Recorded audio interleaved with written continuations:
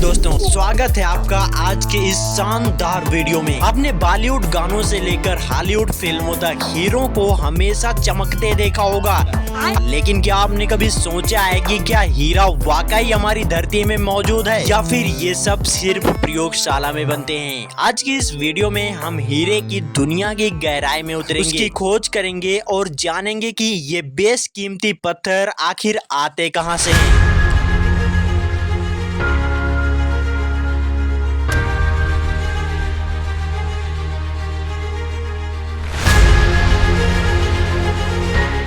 The birth of diamond, हीरे का जन्म। हीरे यूं ही नहीं बन जाते हैं, इनका जन्म पृथ्वी के संक्रमण क्षेत्र में लगभग 500 किलोमीटर नीचे होता है, जहां का तापमान 1500 डिग्री सेल्सियस लगभग 2700 डिग्री फ़ारेनहाइट से भी ज्यादा होता है और इनके ऊपर प्रेशर इतना होता है कि कल्पना भी नहीं कर सकते। तो ये डायमंड ऊपर कैसे आते हैं? ये बहुत गहरी जगह पर होते हैं। ये वोल्केनिक इरप्शन के दौरान मैग्मा के साथ तेजी से ऊपर की ओर आते हैं, जिसे किम्बरलाइट पाइप कहते हैं। फिर इन्हें इंसान खदानों में ढूंढते हैं। इसके बाद ये हम लोगों के सामने चमकता है। सदियों तक भारत हीरो का एकमात्र ज्ञात स्रोत था। राजाओं और राज परिवारों द्वारा इन्हें अनमोल माना जाता था। साल 1905 में दक्षिण अफ्रीका की प्रीमियम खदान में फ्रेडरिक वेल्स नामक एक प्रबंधक ने खदान की दीवार में कुछ चमकता हुआ देखा। उसे लगा कि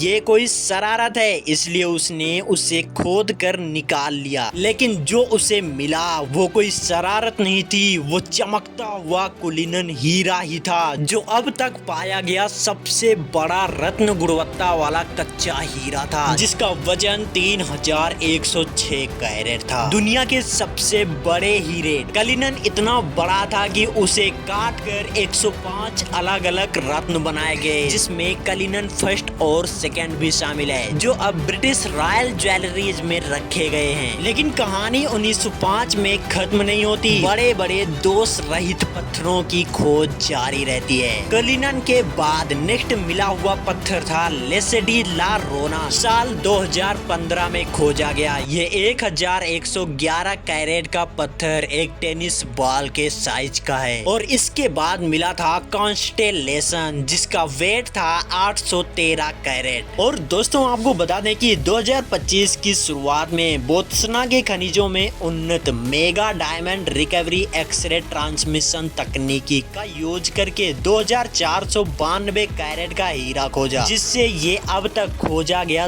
दूसरा सबसे बड़ा हीरा बन गया। The art of cutting and Indian changing. एक कच्चा हीरा महज एक पत्थर ही होता है, इसकी सुंदरता को तराशने वाला ही उसको कीमती बनाता है। आज हीरे की कटाई की दुनिया पूरी तरह बदल चुकी है। हमारा इंडिया अब निर्विवाद रूप से हीरे की कटाई का सबसे बड़ा सेंटर है, जहां दुनिया के 95% कच्चे हीरों की वार्षिक कटाई और पॉलिश की जाती है। यहाँ तक कि सबसे छोटे हीरे, जिन्हें कभी कचरा माना जाता था, उन्हें भी पीढ़ी दर पीढ़ी चली आ रही छोटी से छोटी कारीगरी के माध्यम से चमकीले रत्नों में तराशा जाता है। एक गोल हीरे की चमक के लिए 58 फ्रेम बनाने पड़ते हैं। हीरे का बाजार केवल भूविज्ञान के बारे में नहीं है, ये विपणन के बारे में भी है। एक सदी से ज्यादा समय तक इस बाजार पर एक ही गिरोह का नियंत्रण रहा, जिसने अत्यधिक दुर्लभता के भ्रम पर आधारित एक साम्राज्य खड़ा किया। आज ये उद्योग 60 अरब डॉलर का कारोबार है, फिर भी ये बेहद गुप्त और जोखिम भरा बना हुआ है, जिसमें डीलर एक पत्थर के लिए करोड़ों डॉलर का भुगतान करते हैं। क्या आप भी जानना चाहते हैं कि वो हीरा असली है या नकली? यह जानने के लिए आपको रत्न विशेषज्ञ होने की जरूरत नहीं है, उसके लिए आपको आर पार देखने की जरूरत होगी। हीरे को चपटी तरफ नीचे करके एक अखबार पर रखें। अगर आप उसके आर पार अक्षर पढ़ सकते हैं तो ये शायद नकली है। असली हीरा लाइट को इतना बेंड करता है कि आप उसके आर पार नहीं देख सकते। वे सौंदर्य के सर्वोच्च रूप का प्रतिनिधित्व करते हैं, फिर भी वे अक्सर संघर्षों की कहानियों से घिरे रहते हैं।